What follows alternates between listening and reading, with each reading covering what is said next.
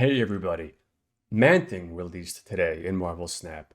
But this is not a gameplay video, this is something different. In fact, I have not acquired Man-Thing yet. That is the topic of our discussion today. So let's get into it. I'm here looking at the Marvel Snap Zone Spotlight Cache schedule for the upcoming Spotlight Caches. This month, as you can see, we get, if you haven't, for those of you who haven't really been keeping up with it, we have Man-Thing this week. We have Black Knight next week. Next week we have Nico Minoru. And finally, right there on Halloween, we have Werewolf by Night, which is very cool. And as you can see, if you know, the cards usually in the Spotlight Caches that are not the featured card are just sort of randomly picked other cards. In fact, they're usually null. Since Marvel Snap Zone has the future Spotlight's data mined, I went ahead and looked forward and something caught my eye. So starting here in December, we have, hey, this is the first week, and usually the first week of a month doesn't even have a new card because there's a season pass card that you can purchase, but we have Blob. So that's interesting enough by itself, but it's not even the thing I was talking about, although we have Jeff here, and I still don't have Jeff, so I'm looking forward to this week. But if we look ahead to the next 3 weeks, in addition to the featured cards of the week, like your Firestar, we have Man-Thing. Again, the week after that, we have Havoc, the featured card, but we have Nico Minoru as well. After that, we have Celine, a new card, and the Black Knight as well. It looks like that's only a 4-week season, so we only get those 4 weeks, so they didn't have room to put the Werewolf by Night in.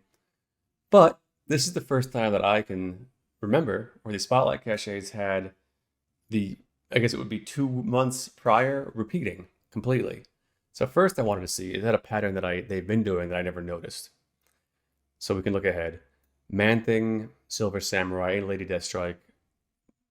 Deathstrike and Samurai came out probably the month before Loki, I believe. So this follows that pattern, although that's 2 in 1 week.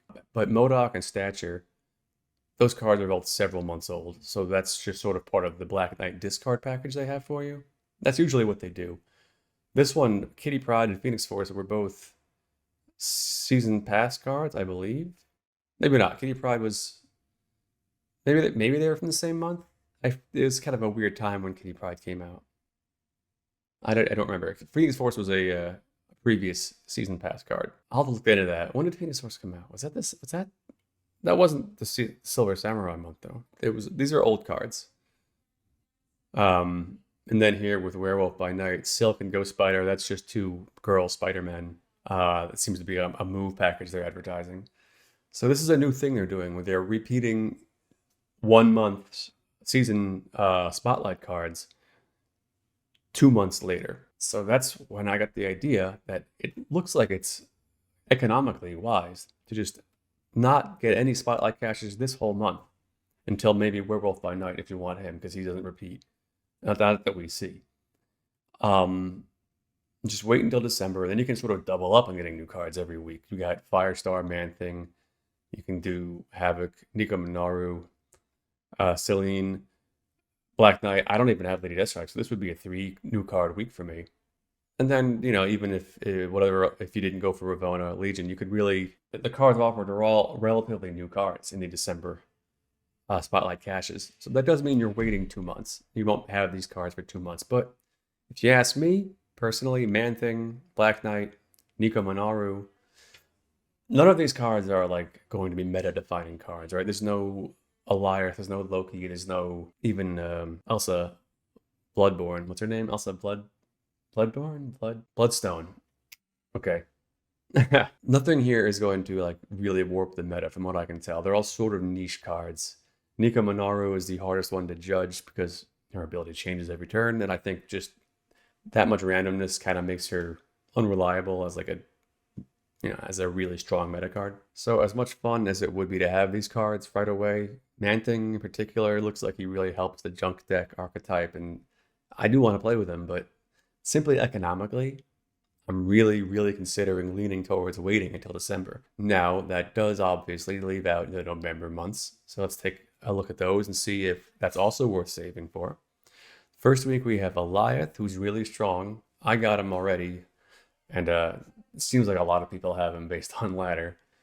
And like I said, null, always null. And then Negasonic Teenage Warhead is sort of an iffy card, so nothing too exciting there. This one's interesting because Gladiator is a very interesting card, but I have Mirage and Loki is pretty popular, so if you didn't take him when you had the great chance to do so, although this variant is really nice, just for this Loki variant, that might be worth it. This Justina variants are really, really nice.